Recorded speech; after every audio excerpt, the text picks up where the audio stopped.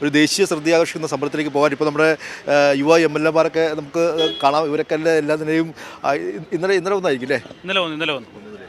അപ്പോൾ Lindo MLA ഉണ്ട്. അപ്പോൾ എങ്ങനെയാണ് നമ്മുടെ ഈ ഒരു സമരം? കേരളം ആദ്യമായിട്ടാണ് ഇങ്ങനെ കേന്ദ്രത്തിനെതിരെ ഒരു വലിയ സമരം കേരളം പ്രഖ്യാപിക്കുന്നു, തുടർന്ന് തമിഴ്നാട് പ്രഖ്യാപിക്കുന്നു, കർണാടക പ്രഖ്യാപിക്കുന്നു, വലിയ സമരം മുഖത്തേക്ക് പോകുന്നു.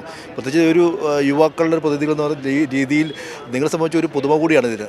അതെ, നേരത്തെയൊക്കെ വിദ്യാർത്ഥി സംഘടനയുടെ ഭാഗമായി ഡൽഹി കേന്ദ്രീകരിച്ച് വ്യത്യസ്തങ്ങളായിട്ടുള്ള സമരങ്ങളിൽ പങ്കെടുത്തിട്ടുണ്ടെങ്കിലും ഇതൊരു കേരളത്തിലെ ജനങ്ങൾക്ക് വേണ്ടിയിട്ടുള്ളൊരു ഐതിഹാസികമായിട്ടുള്ളൊരു സമരമായിട്ട് മാറുകയാണ്. ഇതിൻ്റെ ഒരു മാനം തന്നെ ഇപ്പോൾ മാറിയിരിക്കുന്നു. ഇപ്പോൾ ദേശീയ ശ്രദ്ധ ആകർഷിക്കുന്ന ഒരു വലിയ സമരമായി കേരളത്തോടുള്ള അവഗണനയ്ക്കെതിരെയുള്ള സമരം മാറുകയാണ്. ഇത് എല്ലാ ആളുകളുടെയും ബാധിക്കുന്നൊരു വിഷയമാണ്. അപ്പോൾ കേരളത്തിന് വേണ്ടിയിട്ടുള്ള സമരം എന്ന നിലയിൽ എല്ലാ ആളുകളുടെയും പിന്തുണയുള്ള ഒരു സമരം എന്ന നിലയിൽ കേന്ദ്ര ഗവൺമെൻറ് സ്വീകരിക്കുന്ന ഫെഡറൽ തത്വങ്ങൾക്ക് വിരുദ്ധമായ നിലപാടുകൾക്കെതിരെയുള്ള ഒരു ഐതിഹാസിക സമരം, ചരിത്രത്തിൽ ഇടം പിടിക്കുന്ന സമരമായിട്ട് ഇത് മാറുകയാണ്. തീർച്ചയായും സച്ചിനെ സംബന്ധിച്ച് നമുക്കറിയാം, വിദ്യാർത്ഥി പ്രസ്ഥാനമായിട്ട് ബന്ധപ്പെട്ട നിരവധി സമരങ്ങൾക്ക് ദില്ലിയിലും എല്ലാം തന്നെയും സാക്ഷ്യം വഹിച്ചിട്ടുണ്ട്. പക്ഷേ ഇത് കേരളത്തിന് വേണ്ടി ഒരു സമരം നടത്തുന്നത്, ഇതൊരു വേറിട്ട സമരം, ഒരു വ്യത്യസ്തമായ സമരം. ആ സമരത്തിലേക്ക് നമ്മൾ എത്തിപ്പെടുന്ന ഒരു സാഹചര്യം ഉണ്ടായി എന്നുള്ളതാണ്. അതെ, തീർച്ചയായും നേരത്തെ സൂചിപ്പിച്ചതുപോലെ കേരളത്തിനെതിരായി നടത്തിക്കൊണ്ടിരിക്കുന്ന കേന്ദ്ര ഗവൺമെൻറ്റിൻ്റെ തെറ്റായ സമീപനം ജനങ്ങളുടെ മുന്നിൽ തുറന്നു കാണിക്കുക എന്നുള്ളതാണ് ഈ സമരത്തിൻ്റെ വളരെ പ്രധാനപ്പെട്ട ലക്ഷ്യം. ജനാധിപത്യപരമായ ഈ പ്രക്ഷോഭത്തിന് എല്ലാ വിഭാഗം വരുന്ന ജനങ്ങളും ഐക്യദാർഢ്യം പ്രഖ്യാപിച്ച് മുന്നോട്ട് വരുന്ന കാഴ്ചയാണ് കഴിഞ്ഞ ദിവസങ്ങളിലൊക്കെ കാണാൻ കഴിഞ്ഞിട്ടുള്ളത്. തീർച്ചയായും ഇതൊരു ദേശീയ തലത്തിൽ തന്നെ ശ്രദ്ധ ആകർഷിക്കുന്ന ഒരു വലിയ മഹാപ്രക്ഷോഭമായി ഇത് മാറും. കേരളത്തിലെ മുഖ്യമന്ത്രിയുടെ നേതൃത്വത്തിൽ മന്ത്രിമാർ, ജനപ്രതിനിധികൾ, MLA-മാരെല്ലാം ചേർന്നുള്ള അതിശക്തമായ പ്രക്ഷോഭം ഡൽഹിയിൽ ഇന്ന് നടക്കാൻ വേണ്ടി പോവുകയാണ്. തീർച്ചയായും കേരളത്തിലെ ജനങ്ങളുടെ ഏറ്റവും പ്രധാനപ്പെട്ട ആവശ്യം അതുതന്നെയാണ് ഈ സമരത്തിലൂടെ മുന്നോട്ട് വെക്കുന്നത്. ജനങ്ങളാകെ, കേരളീയ മനസ്സാകെ ഈ സമരത്തോടൊപ്പം ഉണ്ട് എന്ന ബോധ്യം തീർച്ചയായും ഓരോ ജനങ്ങളുമായി ഇടപെട്ട് പ്രവർത്തിക്കുന്ന സന്ദർഭത്തിലും ഞങ്ങൾക്ക് MLA-മാർക്ക്, ജനപ്രതിനിധികൾക്കെല്ലാം ഉണ്ടായിട്ടുണ്ട്. അപ്പോൾ ജനങ്ങളാകെ ഞങ്ങളോടൊപ്പം, MLA-മാരോടൊക്കെ പറയുന്നത് ഞങ്ങളൊക്കെ നിങ്ങളോടൊപ്പം ഉണ്ട്, നിങ്ങൾ അതിശക്തമായ പ്രക്ഷോഭത്തിൻ്റെ മുൻനിരയിൽ നിങ്ങൾ നിൽക്കുക, ഞങ്ങളെല്ലാം നിങ്ങളോടൊപ്പം ഉണ്ട് എന്ന ജനങ്ങളുടെ എല്ലാവിധ പിന്തുണയും നേടിക്കൊണ്ട് തന്നെയാണ് ഈ സമരത്തിൻ്റെ ഭാഗമായി രാജ്യ തലസ്ഥാനത്ത് ഞങ്ങളെല്ലാവരും എത്തിയിട്ടുള്ളത്. ഇത്രയും വലിയ സമരം നടക്കുമ്പോൾ നമുക്കറിയാം, കോൺഗ്രസിനെ സംബന്ധിച്ച് കേരളത്തിലെ കോൺഗ്രസ് വ്യത്യസ്തമായ നിലപാടുമായി മുന്നോട്ട് പോകുന്നു. ഇന്നലെ കോൺഗ്രസ് ഭരിക്കുന്ന കർണാടക ഒരു സമരം ജനപ്രതിനിധി നടത്തി. സമാനമായ ആവശ്യം തന്നെയാണ്, കേരളം ഉയർത്തിയ സമാനമായ ആവശ്യം തന്നെ. പക്ഷേ കേരളത്തിലെ കോൺഗ്രസിൻ്റെ അവസ്ഥ മറ്റൊരു രീതിക്ക്, മറ്റൊരു നിലപാടാണ്. അല്ലെ, സാധാരണ നമ്മൾ മുന്നേ കഥകളിൽ പറയാറുണ്ട്, മകൻ ചത്താലും മരുമകളുടെ കണ്ണീര് കാണാൻ ആഗ്രഹിക്കുന്ന ഒരു അമ്മായിയമ്മയെക്കുറിച്ച്. സ്വാഭാവികമായിട്ട് കോൺഗ്രസിൻ്റെ കേരളത്തിലെ സമീപനം അതാണ്. കേരളം തകർന്നു പോയാലും കേരളത്തിൽ പിണറായി വിജയൻ ഗവൺമെൻറ് നേതൃത്വത്തിൽ ഉണ്ടാകുന്ന നേട്ടങ്ങൾ അത് ഉണ്ടാകരുത് എന്ന് ആഗ്രഹിക്കുന്ന ഒരു വിഭാഗമാണ് കേരളത്തിലെ കോൺഗ്രസ്. അതോടൊപ്പം എന്തുകൊണ്ട് ഡൽഹിയിൽ സമരം നടത്തേണ്ടി വരുന്നു?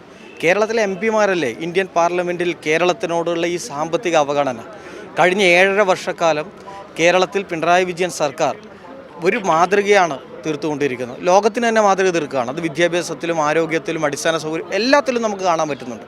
പക്ഷേ കേരളത്തെ സാമ്പത്തികമായി തകർക്കാൻ കേന്ദ്ര ഗവൺമെൻറ് ശ്രമം നടത്തുമ്പോൾ സ്വാഭാവികമായിട്ടും ആ പ്രശ്നങ്ങളെ ഇന്ത്യൻ പാർലമെൻറ്റിൽ ശക്തമായി ശ്രദ്ധമാക്കി മാറ്റേണ്ടത് കേരളത്തിലെ MP-മാരാണ്.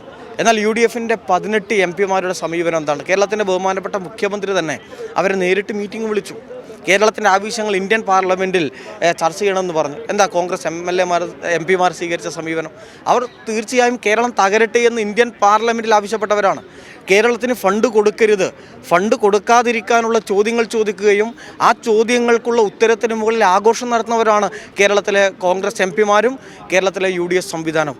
അതുകൊണ്ട് തന്നെ ഇവിടെ വളരെ ശക്തമായിട്ടുള്ളൊരു സമരം, ഇത് എല്ലാവർക്കും വേണ്ടിയിട്ടാണ്. കേരളത്തിലെ മുഴുവൻ ജനങ്ങൾക്കും കേരളത്തിന് അർഹതപ്പെട്ട വിഹിതം കേരളത്തിൽ ലഭിക്കാനും കേരളത്തെ തകർക്കാൻ BJP നടത്തുന്ന ശ്രമങ്ങൾക്കെതിരായിട്ടുള്ള വലിയ സമരമായിട്ട് ഇത് മാറുകയാണ്, വലിയ പ്രക്ഷോഭമായി മാറുകയാണ്. തീർച്ചയായും ഇത് രാഷ്ട്രീയ ഭേദമന്യേ എല്ലാ ജനങ്ങളും, ഇന്നലെ ഇപ്പോൾ നാം കാണേണ്ടത് കർണാടകം തന്നെ സമരം ഏറ്റെടുത്തു. പക്ഷേ എന്താണ് കേരളത്തിലെ UDF സംവിധാനം, കോൺഗ്രസ് നേതൃത്വം എടുക്കുന്ന സമീപനം? അത് തീർച്ചയായും കോൺഗ്രസിനകത്ത് തന്നെ വലിയ ചർച്ചയായി മാറും. കേരളത്തിലെ രാഷ്ട്രീയ ഭേദമന്യേ കോൺഗ്രസ്സുകാർ ഉൾപ്പെടെ എല്ലാ രാഷ്ട്രീയ പാർട്ടിയിൽപ്പെട്ടവരും ഈ സമരത്തിന് പിന്തുണയുണ്ട്, മാനസികമായി അവരുടെ പിന്തുണയുണ്ട്. അത് കേരളത്തിലെ ജനതയ്ക്ക് വേണ്ടിയിട്ടാണ് കേരളത്തിൻ്റെ ബഹുമാന്യനായ മുഖ്യമന്ത്രിയുടെ നേതൃത്വത്തിൽ ഒരു സമരം ഇന്ന് ഡൽഹിയിൽ നടക്കുന്നത്. തീർച്ചയായും മുഖ്യമന്ത്രി എന്നുള്ള പറഞ്ഞ ഒരു പ്രധാനപ്പെട്ട കാര്യം എന്ന് പറയുന്നത് 17 സംസ്ഥാനങ്ങൾ, അതായത് BJP ഭരിക്കുന്ന അല്ലെങ്കിൽ BJP-യുടെ പങ്കാളിത്തമുള്ള 17 സംസ്ഥാനം, ആ 17 സംസ്ഥാനങ്ങളുടെ ലാളന, മറ്റു സംസ്ഥാനങ്ങളുടെ പീഡനം, തീർച്ചയായും അത് തന്നെയല്ലേ ഈ സമരത്തിലേക്ക് എത്തപ്പെടുന്നൊരു അവസ്ഥ? തീർച്ചയായിട്ടും കേരളത്തിന് വേണ്ടി കേരളത്തിൻ്റെ ഗവൺമെൻറ് സമരായുധമായി മാറിയിരിക്കുകയാണ്. എല്ലാ കാലത്തും കേരളത്തിലെ ഇടതുപക്ഷ ജനാധിപത്യ മുന്നണി ഗവൺമെൻറ് ജനങ്ങളുടെ സമരായുധമായിരുന്നു. ഇന്ത്യയിലുള്ള മുഴുവൻ ജനങ്ങൾക്കും വേണ്ടി സമരം ചെയ്യുന്ന സമരായുധമായി ഗവൺമെൻറ് മാറിക്കഴിഞ്ഞിരിക്കുകയാണ്. അതിൻ്റെ കൂടി ഭാഗമാണ് നേരത്തെ ഗവൺമെൻറ് എടുക്കുന്ന ജനവിരുദ്ധ നയങ്ങൾക്കെതിരായിട്ട്, സാമ്പത്തിക നയങ്ങൾക്കെതിരായിട്ട്, ഇപ്പോൾ സംസ്ഥാനങ്ങളോടുള്ള അവഗണനകൾക്കെതിരായിട്ട് എല്ലാം തന്നെ വലിയ പ്രതിഷേധം, ഗവൺമെൻറ്റിൻ്റെ നേതൃത്വത്തിലുള്ള പ്രതിഷേധം എന്ന നിലയിൽ നവകേരള സദസ്സിനെ തുടർന്ന് ഈ സമരം രൂപപ്പെട്ടു വന്നിട്ടുള്ളത്. തീർച്ചയായും അത് തന്നെയാണ് ജിലിബി. ഇതുമായിട്ട് ബന്ധപ്പെട്ട് നമ്മൾ പറയുമ്പോൾ തന്നെ ഈ സമരത്തിൻ്റെ ഒരു ഏതാനും മണിക്കൂർ മാത്രമേ ഉള്ളൂ. നിരവധി MLA-മാരുണ്ട്, മന്ത്രിമാരുണ്ട്, എല്ലാവരും തന്നെ നിൽക്കുന്നു. ഒരു വളരെ വലിയ ആവേശത്തിലേക്ക് പോവുകയാണല്ലേ? തീർച്ചയായും കേരള ഹൗസിൻ്റെ ഇവിടുത്തെ കാര്യങ്ങൾ കണ്ടാൽ തന്നെ മനസ്സിലാവുമെന്ന് എനിക്ക് തോന്നുന്നു. കാരണം അത്രത്തോളം ജനം ഇവിടെ കൂടിക്കഴിഞ്ഞു. കാരണം സാധാരണയായിട്ട് കേരള ഹൗസിൽ കാണുന്ന ഒരു പ്രതീതി അല്ല ഇപ്പോൾ ഇവിടെ കാണുന്നുള്ളത്. ഇപ്പോൾ ഈ ഇത്തരത്തിലും പരസ്യ പ്രതിഷേധത്തിലേക്കൊക്കെ കേരളം വന്നിട്ട് പോലും ഇപ്പോഴും കേന്ദ്രം ഈ പൊള്ളയായ അവകാശവാദങ്ങൾ ഉയർത്തിപ്പിടിക്കുന്ന ഒരു സാഹചര്യം തന്നെ നിലനിൽക്കുകയാണ്.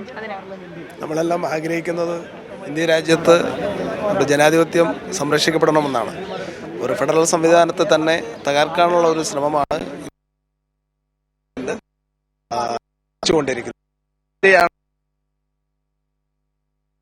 ഒരു പോരാട്ടമാണ് ഇന്നിപ്പോൾ ഡൽഹിയിൽ കാണാൻ പോകുന്നത്. ഇതിപ്പോൾ കേന്ദ്ര ഗവൺമെൻറ്റിൻ്റെ ഔദാര്യമല്ല, നമ്മുടെ അവകാശമാണ് ഇത് വാങ്ങിച്ചെടുക്കുക എന്നുള്ളത്. അപ്പോൾ ഈ ജനാധിപത്യത്തെ വിശ്വസിക്കുന്ന മുഴുവൻ ആളുകളും ഇതിൽ പങ്കാളികളാകണം തന്നെയാണ് നമ്മുടെ അഭിപ്രായം. നമ്മുടെ ഈ സമരം ശരിക്കും പറഞ്ഞ ഒരു മാതൃകയാണ്. ഇപ്പം നമ്മൾ പ്രഖ്യാപിച്ചതിന് ശേഷമാണ് കർണാടക ഗവൺമെൻറ് സമരം ഇന്നലെ ചെയ്യുകയുണ്ടായത്. ഇത് നമ്മുടെ ഭരണഘടനയെ ഉയർത്തിപ്പിടിക്കുവാൻ വേണ്ടിയിട്ടും ഭരണഘടന അനുശാസിക്കുന്ന തുല്യത, അത് സംസ്ഥാനങ്ങൾക്ക് മാത്രമല്ല സംസ്ഥാനത്തിലെ ഓരോ ജനങ്ങൾക്കും അവകാശപ്പെട്ടതാണ്.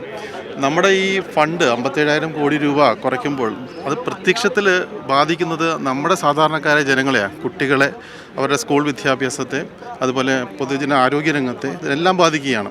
അപ്പോൾ ഇത് ജനങ്ങൾക്ക് വേണ്ടിയിട്ട് കേരളത്തിലെ മാത്രമല്ല സംസ്ഥാനത്ത് നമ്മുടെ ഭരണഘടന ഉയർത്തിപ്പിടിക്കുവാൻ വേണ്ടിയിട്ട് നടത്തുന്ന ഏറ്റവും പ്രത്യക്ഷമായിട്ടുള്ള സമരമാണ്. അത് ഈ രാജ്യമൊട്ടാകെ വളരെ ആകാംക്ഷയോടെ നോക്കിക്കാണുകയാണ്. അത് വിജയിച്ചേ തീരൂ എന്നുള്ളതാണ്.